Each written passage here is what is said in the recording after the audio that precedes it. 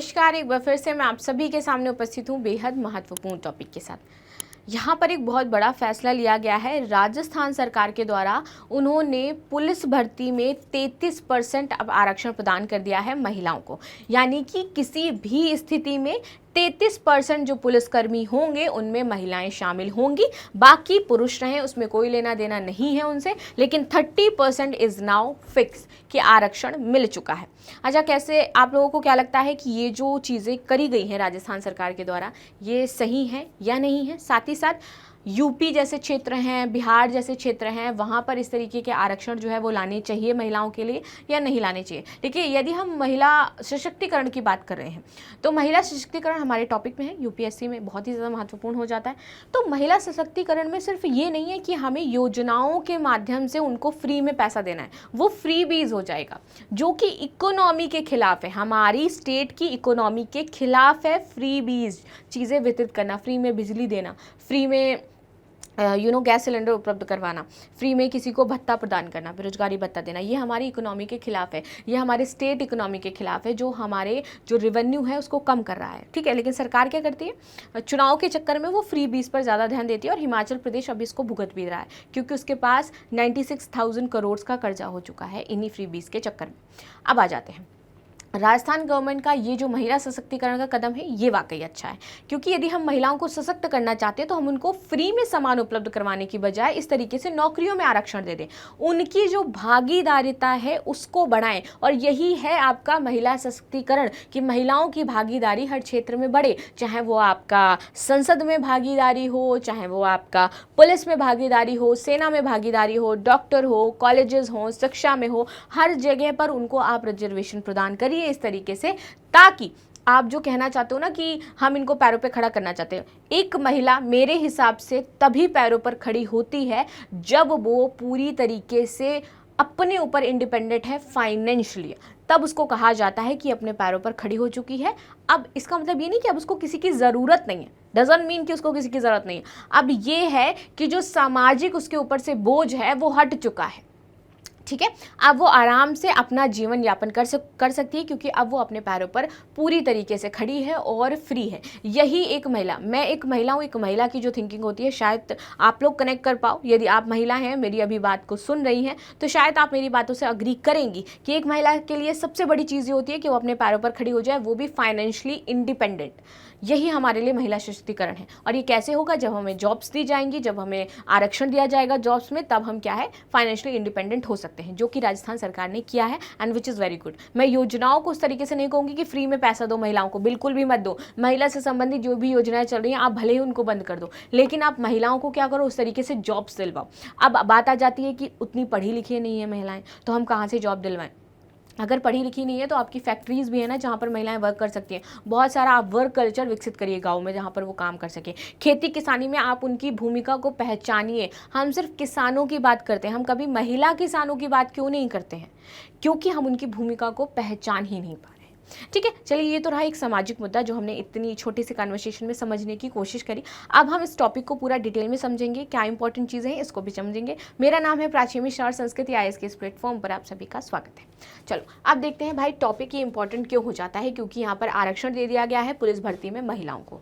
ठीक है, चलो आगे आ जाते हैं। राजस्थान सरकार ने एक बड़ा फैसला लिया है।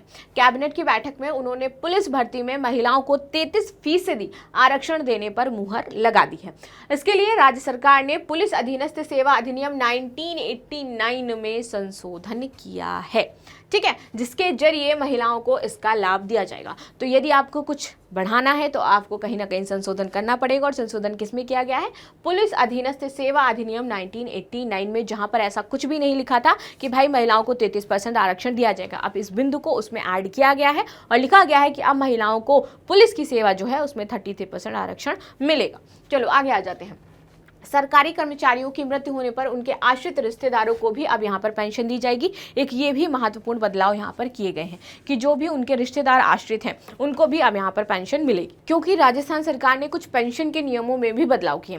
पहले क्या होता था, यदि फैमिली है माता पिता हैं तो उनको पेंशन मिलेगी, या अगर उसकी वाइफ है तो उनको पेंशन मिलेगी। लेकिन यदि उसकी फैमिली में मान लीजिए किसी ने उनका भरण पोषण किया है, लाइक उनके चाचा चाची हैं, मामा मामी हैं, उन लोगों ने किया तो उनको नहीं मिलती थी। लेकिन अभी यहाँ पर ये बदलाव कर दिया गया कि भाई उनके जो भी पेरेंट्स होंगे, जो वो मानते होंगे, जिन्होंने उनको बड़ा किया है, पाला है, तो अब इसके तहत ये है कि सरकारी कर्मचारी अगर वो है तो उनके रिश्तेदारों को उनके बदले पेंशन मिल जाएगी। ठीक है। वही ट्रांसफर पॉलिसी में शिक्षा के साथ मेडिकल विभाग को शामिल किया जाएगा और अलग से ट्रांसफर पॉलिसी यहाँ पर बनाई जाएगी। पुलिस भर्ती में महिलाओं को 33% आरक्षण के लिए जल्द ही जल्द राज्य सरकार की ओर से इस संबंध में आधिकारिक जो नोटिस है वो भी पेश कर दी जाएगी। आगे देखते हैं और भी महत्वपूर्ण यहाँ पर डिसीजन लिए गए हैं राज्य सरकार के द्वारा, जो कि है कैबिनेट बैठक के बाद संसदीय कार्य मंत्री जोगाराम पटेल ने कहा कि इस साल 1 लाख जो पद हैं उनकी भर्ती निकाली जाएगी। किसकी? पुलिस की। तो राजस्थान में 1 लाख पुलिस भर्ती आने वाली है। तो आप सभी राजस्थान के निवासी तैयार हो जाओ भाई, जिसको जॉब चाहिए आपके लिए स्वर्णिम अवसर है ये, और महिलाओं को जिनको पुलिस में जॉब चाहिए उनके लिए और भी अच्छी बात है। आगे आते हैं जिनमें आरक्षण का लाभ महिलाओं को मिलने वाला है। इसके अलावा मंत्रिमंडल ने राज्य के 70 से 75 वर्ष की आयु के पेंशन भोगियों को 5 अतिरिक्त पेंशन प्रोवाइड करवाने की यहाँ पर योजना बनाई है। यानी कि यदि कोई 70 से 75 वर्ष का है तो उसको 5 साल की और अतिरिक्त, नॉट 5 साल मतलब 5 और अतिरिक्त पेंशन यहाँ पर दी जाएंगी। मुख्यमंत्री भजनलाल शर्मा की अध्यक्षता में हुई बैठक में 3150 मेगावाट की सौर ऊर्जा परियोजना के लिए भी भूमि आवंटन के प्रस्ताव को यहां पर मंजूरी मिल चुकी है। आगे आ जाते हैं पेंशन नियमों में जो बदलाव किए गए हैं। देखिए, इसके लिए केंद्र सरकार ने पेंशन नियमों के तहत राजस्थान सिविल सेवा पेंशन नियम 1996 में 67 और 87 में संशोधन किया है। किसके तहत? ताकि पहले सिर्फ पेरेंट्स और जो वाइफ होती थी उसको मिलता था, यही उसमें लिखा हुआ था। आपका कौन सा नियम? सिविल सेवा पेंशन नियम जो था 1996। अब इस नियम में बदल करके ये लिख दिया गया है कि जो भी उनके पेरेंट्स, यानी कि पेरेंट्स का जो दायरा है उसको बढ़ा दिया गया है। ठीक है, उसकी परिभाषा को विस्तारित करते हुए यहाँ पर रिश्तेदारों को भी शामिल कर लिया गया है, और इसके लिए उन्होंने 2 जगह पर चेंजमेंट्स किए हैं। आगे आ जाते हैं विधानसभा में राजस्थान विनियोग एवं वित्त विधेयक पर चर्चा के दौरान 70 से 75 वर्ष जो मैंने बताया, इस आयु के पेंशन भोगियों को 5% अतिरिक्त भत्ता देने की मांग की गई है। यानी कि इनको 5%, 5 साल नहीं है, 5 बार भी नहीं है, 5% है। ठीक है, वो थोड़ा सा वहां पर मिस स्पेल हो गया था तो उसको यहाँ पे एडजस्ट कर लिएगा। 5% ज्यादा पेंशन दी जाएगी। अब इसके फलस्वरूप राजस्थान सिविल सेवा पेंशन नियम 1996 के नियम 54B में संशोधन किया गया है कि अब इन लोगों को 5% एक्स्ट्रा पेंशन प्रदान की जा रही है। कानून एवं न्याय मंत्री जोगाराम घोटाले ने कहा कि 3150 मेगावाट की सौर ऊर्जा परियोजना के लिए भूमि आवंटन कर दिया गया है ताकि उन लोगों को क्या मिल सके? रोजगार मिल सके।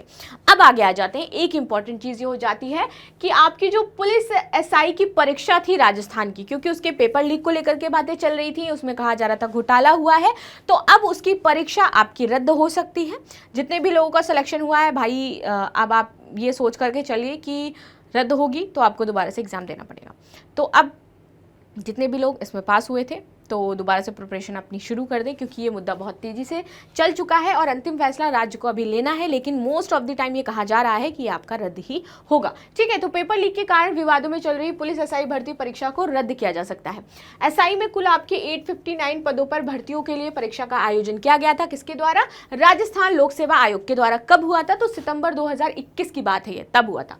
ठीक है, प्रदेश पुलिस मुख्यालय की ओर से परीक्षा कैंसिल करने को लेकर के राज्य सरकार को तथ्यों के साथ पत्र भेजा गया था कि ये हमारे पास आपके कुछ तथ्य हैं, तथ्य इन द सेंस की एविडेंस है हमारे पास। तो अब आप एक काम करिए, जो भी 2021 के बाद जो परीक्षा हुई, लोग सेलेक्ट हुए, उनको नौकरी से निकालो, दोबारा से परीक्षा करवाओ, और उसके बाद जो लोग सेलेक्ट होते हैं उनको आप नौकरी दे दो। तो ये थोड़ा सा बड़ा फैसला होने वाला है राज्य सरकार के लिए, क्योंकि इससे बहुत ज़्यादा हेट भी उनको मिल सकता है। तो देखने वाली बात है कि क्या फैसला अंतिम आता है। लेकिन मोस्ट प्रोबेबली जो अभी कहा जा रहा है विच इज़ दैट कि शायद पेपर आपका कैंसिल हो जाए। तो आपकी इस पर क्या राय है, मैं अवश्य जानना चाहूँगी। मिलते हैं नेक्स्ट क्लास में, तब तक के लिए धन्यवाद। लाइक शेयर सब्सक्राइब करना बिल्कुल भी ना भूलें, and thank you so much.